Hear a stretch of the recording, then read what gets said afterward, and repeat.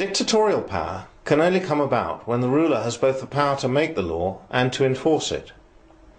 Mussolini, Hitler and Stalin all achieved this total authority, resulting in staggering bloodshed. Our unique British Constitution prevents such unification of power taking place. Some vital principles of our Constitution are the right to jury trial, the right of habeas corpus, the presumption of innocence, the right to silence, no taxation without representation, no cruel and unusual punishments. All these principles and others are at the core of our Constitution and integral to our liberty, with a separation of powers as the safeguarding mechanism at its heart. It is entirely different from the continental system of administration and the proposed EU Constitution, where nothing is allowed unless the law permits. Our ancient Constitution determines that the duty of our politicians is to maintain our liberty. Liberty is the norm in Britain and is only constrained by the law. We British are free to do anything unless the law prohibits. The British Constitution has prevented the worst excesses of tyranny or despotism for centuries. Why should we wish to exchange this for a system which supports the unelected, the irremovable and the unaccountable?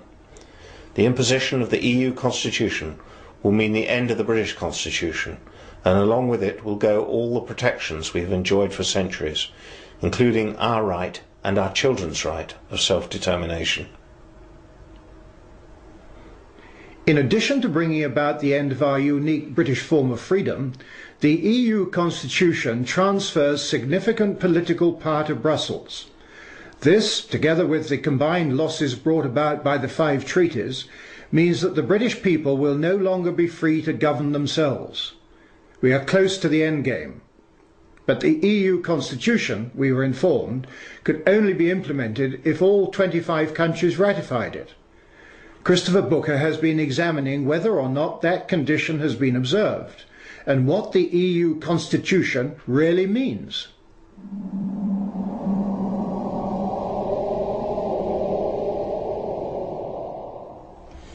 It was in the late 1990s that the political leaders of the European Union began to talk about the need to give Europe a constitution. For decades they had been proceeding with their plan to assemble a supranational government for Europe by stealth. But they had got so far, they now felt, that concealment was no longer necessary. If the United States had a constitution, so should the new United States of Europe. In 2002, delegates from 25 countries met for 15 months in Brussels to draft the new constitution, very much guided by their chairman, Giscard d'Estaing, the former President of France. It then took their governments another year to agree on the final text, this huge document here. The original American Constitution had just 7 articles. This Constitution for Europe contains 448, which originally covered 800 pages. In some ways, this constitution is just another treaty because it incorporates all the earlier treaties, but it makes the intention to set up a European government much more obvious than ever before. It gives the European Union, the Union as they now call it, pretty well all the attributes of a fully fledged state, with its own flag, its own currency, its own foreign and defence policies, its own courts and legal officers, its own federal police force. It gives the Union for the first time its own legal personality, with the right to behave on the international stage just like any sovereign government. It recognises for the first time in a treaty the principle that the laws of the Union are superior in every respect to those made by national parliaments and courts. It marks a further massive handing over of powers from national governments to the central government in Brussels.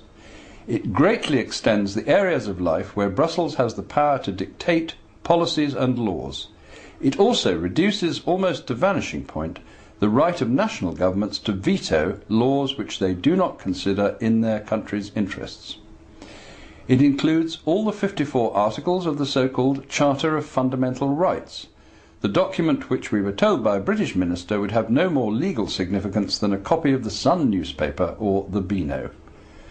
What this document confirms, in short, is the desire to set up a supranational government which is not elected and which the peoples of Europe cannot call to account or dismiss.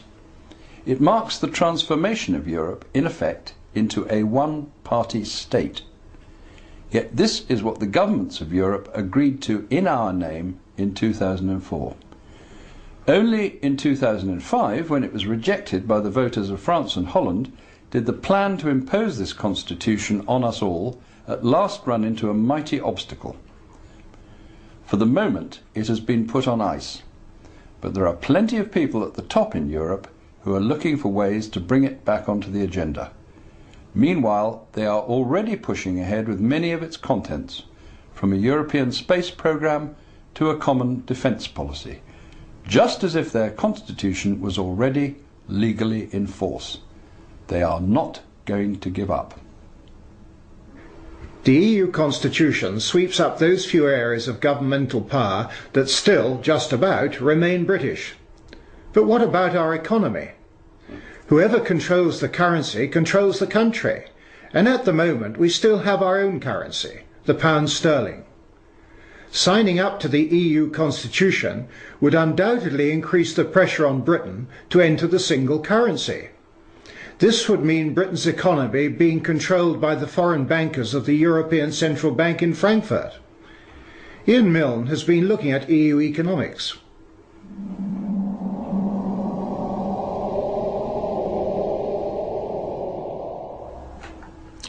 There's a huge misconception that the EU political economic model represents the future. Big mistake. Let me explain. The EU model is copied nowhere in the developed world. The relatively few customs unions that do exist are in poor African and Latin American countries, former Soviet satellites, and some of the Gulf states. But outside Europe, no major industrial trading nation, not the USA, not Japan, not South Korea, not Singapore, not Australia, not Chile, has chosen to conduct its trade via an EU-type customs union and single market.